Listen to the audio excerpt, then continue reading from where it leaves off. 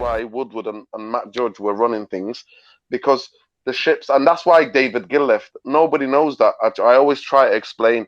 A guy who was one of the highest paid CEOs does not go and leave his job just like that, just because the manager left. The manager left. David Gill, who he's a football operator, well-known football operator. He actually went to work for UEFA. Forget the FA and all this. He went to work for UEFA.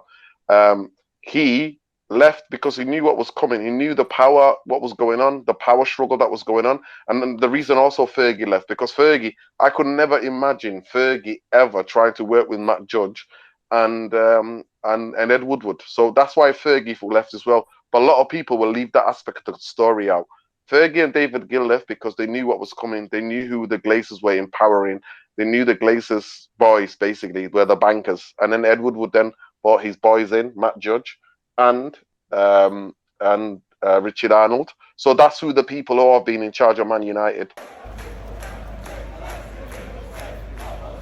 There are good people in Man United. There are loads of good people who know what they're doing. There were also some really good scouts, like not they weren't guys working on analytics. They were guys who were working with the eye test, who will literally go and watch football teams and go abroad if they need to go and watch football games and scout, especially youth tournaments as well.